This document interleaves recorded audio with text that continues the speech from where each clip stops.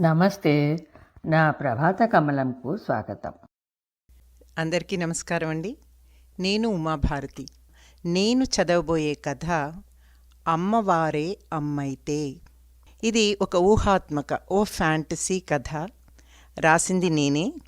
ఇక నేరుగా కథలోకి వెళదాం.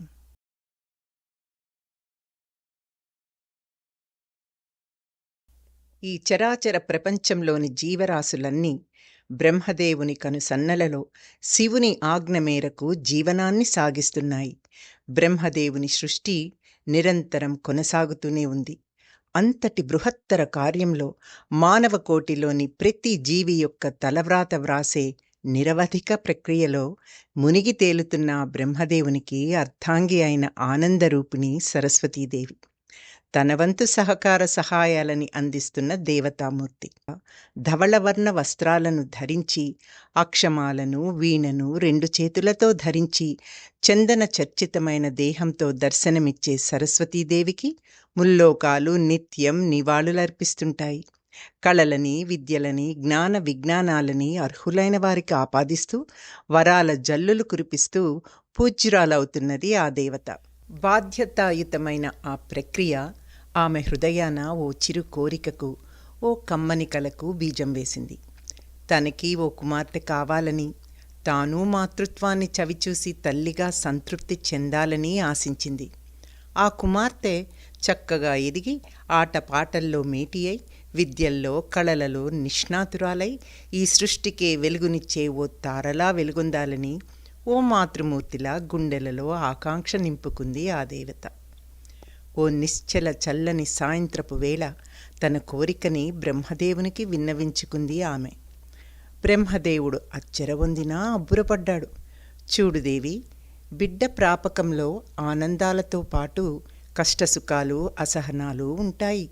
బిడ్డకి తనదైన ఆలోచన, నడవడి తప్పక ఉంటుంది. క్రమశిక్షణల్లో పెంచిన వాగ్వివాదాలు, పట్టువిడుపులు తప్పవు సుమా అని సరస్వతీదేవికి తెలియచేస్తూ సున్నితంగా హెచ్చరించాడు బ్రహ్మదేవుడు.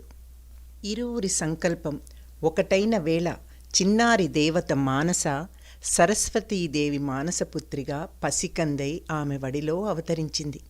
తల్లిదండ్రుల మనస్సులు సంతోషాల సంద్రమే అయ్యాయి. ఆ చిన్నారి జీవనం ఆనంద డోలికలై సాగింది.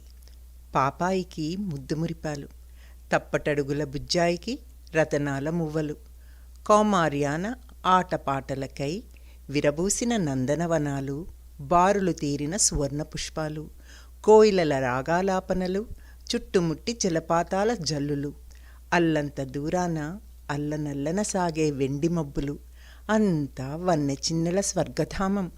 ఆమె జీవన ప్రస్థానం ఆనందమయం. మానస విద్యాభ్యాసం కొరకై ఓ గురుకులమే ఏర్పాటు చేశారు బ్రహ్మదేవులు. ప్రపంచ నలుమూలల నుండి సంగీత, సాహిత్య, నృత్య గురువులు, గణిత శాస్త్ర నిపుణులు, వేద పండితులు, ఎందరో మేటి ఉపాధ్యాయులు ఆస్థాన గౌరవ గురువులుగా కొలువై మానసకి విద్యలను శ్రద్ధతో పంచారు.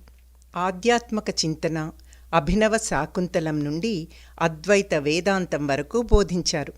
సంగీత నృత్యాలందు అత్యంత ఆసక్తి కనబరిచింది మానస. ఆమెకు రామాయణ, భారత, భాగవతముల నుండి విభిన్న కథాంశాలందు జిజ్ఞాస కలిగింది. సంగీత నృత్యాభ్యాసనల్లో అన్నమయ్య కీర్తనలు, నారాయణ తీర్థుల వారి తరంగాలు, జావళీ నృత్యాలు లాంటి నాట్యాంశాలంటే మక్కువ పెరిగింది. శ్రీరామచంద్రుడు, శ్రీకృష్ణ పరమాత్ముడు భగవత్ స్వరూపులైన మానవ మాతృలుగా పుడమినవారు సాగించిన జీవనయానం, వారు ఎదుర్కొన్న పరిస్థితులు, మహాపురుషులుగా మానవజాతిని సన్మార్గాన నడిపించిన వైనాలు మానసని ఉత్తేజపరిచి ఆమెలో ఉత్సుకతని నింపాయి. అంతేకాదు, శ్రీకృష్ణుని కొనియాడుతూ సాగే సంగీతమన్నా, నృత్యాలన్నా ప్రత్యేకంగా అభ్యసించి పాడుతూ నాట్యమాడుతుండేది. భూలోకం మానసకి ఓ అద్భుతమైన, అద్వితీయమైన ప్రపంచంగా తోచింది. ఎప్పటికైనా తాను భూలోకాన్ని సందర్శించాలని, ఆ సౌందర్యాన్ని తిలకించి, ఆ పరిసరాలలో విహరించి ఆనందించాలని ఆమె మనసున బలమైన కోరిక నాటుకుంది. 16 ప్రాయాన ముగ్ధ మనోహర రూపంతో, విద్యల్లో పరిపక్వత చెందిన మేధస్సుతో, లలిత కళలందు నిష్ణాతురాలై తల్లిదండ్రులకి ఎనలేని సంతోషాన్ని కలిగించింది మానస. ఇక నా చిన్నారి దేవత 18వ పుట్టినరోజు వేడుకల సంబరాలు అంబరాన్నంటాయి. ఎందరెందరో అతిథులు ముల్లోకాల నుండి విచ్చేశారు. వేద పఠనం, నృత్య సంగీతాలు, బహుమతులు నివ్వడాలు, దీవెనలను అందుకోడాలు అన్నీ అయ్యాయి. మానస తల్లిదండ్రులకు పాదాభివందనం గావించి, అమ్మా, నాన్నగారు, మీ పుత్రికనయ్యే భాగ్యం నా జన్మకి ఓ దివ్య వరమే. మీ ప్రాపకంలో నేను నేర్వని విద్యగాని, అభ్యసించని కళగానీ లేవు. నాకు లభించిన ఈ పరిజ్ఞానంతో ప్రపంచాన్ని శోధించాలని, మరెన్నో వింతలు విశేషాలు స్వయంగా కనుగొనాలని, వీక్షించాలని, అందుకుగాను భూలోక పర్యటన చేయాలని నా కోరిక. మీకు నా విజ్ఞప్తి అంటూ బ్రహ్మ సరస్వతీల ముందు చేతులు జోడించింది తనయ మానస. నా చదువులు ముగించి అన్నింటా ఉత్తీర్ణురాలనయ్యాను. మీరు అనుమతించిన వెంటనే బయలుదేరుతాను అని మానస తల్లిదండ్రుల ముందు భక్తితో మోకరిల్లింది.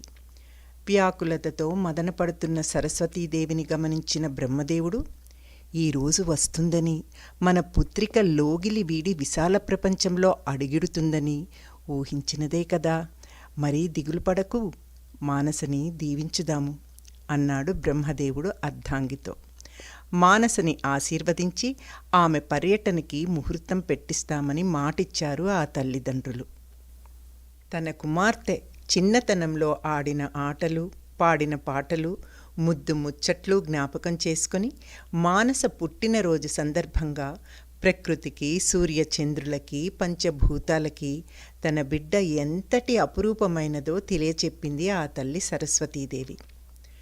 పసిడి తల్లి అది. ఆ నునులేత చెక్కిళ్లకు అమ్మ ముద్దుల తలుకులు తప్ప తాకలేదు కన్నీటి వెచ్చదనం. తప్పటడుగుల వైనాలు దాటి మయూరాల భంగిమల అప్సరలా నాట్యమాడే నేడు. నాటి బోసినోటి కేరింతలు, నేడు చిలిపి నవ్వుల సంగీతాలు. చిట్టి పావడ కట్టి చిరుమువ్వలెట్టి నడయాడినట్టి చిట్టిది నేడు జలతారు ఓనీల అందాల యువరాణి. వెతలెరుగని కనుదోయి తమ్మిరేకుల పోలి సొగసు చూపులు చిందించె నేడు. తరిలిపోయే ఆ పసితనం, పొంగై వచ్చే యవ్వనం, పరుగులెట్టేనిక ఆ సోయగం. ఎగిసిపోయెనామె ఆశలు, గగనమంటెనామె తలపులు, పొరిలిపోయెనామె కలలు. సహకరించి చేయూతనిచ్చి సంతసించి సంతోషాన్ని పంచి ఆమెని ఎదగనిచ్చి హాయిగా ఒదగనిద్దాం అంటూ ఆ తల్లి శారదాంబ మానసపై కోటి దీవెనల జల్లు కురిపించింది. ఆ పిదప మళ్లీ పౌర్ణమి నాటికి మానస పర్యటన గురించి నలుగురికి తెలియచెప్పి తన బిడ్డని కరుణతో చూడమని, అలిసి సులసి ఉన్నప్పుడు సేద తీర్చమని, పుడమి తల్లిని, ప్రకృతిని, సప్త సముద్రాలని వేడుకుంది ఆ తల్లి.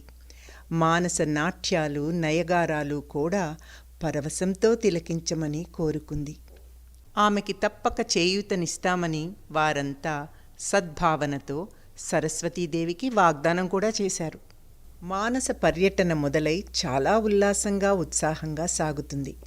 ఆమె దారులలో కనబడిన నునులేగ దూడలు, వయ్యారాల గొల్లభామలు, పారే సెలయేరులు, పురివిప్పిన నెమళ్ళు, పంచవెన్నెల రామచిలుకలు ఒకటేమిటి, ప్రకృతిలోని ప్రతి జీవితో, ప్రతి కదలికతో మమేకమై నాట్యమాడింది, పాట పాడింది, మైమరచి పులకించిపోయింది మానస.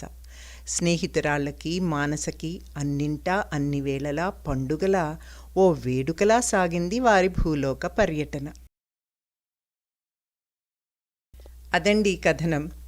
అమ్మవారే అమ్మైతే అన్న ఒక ఊహాత్మక రచన.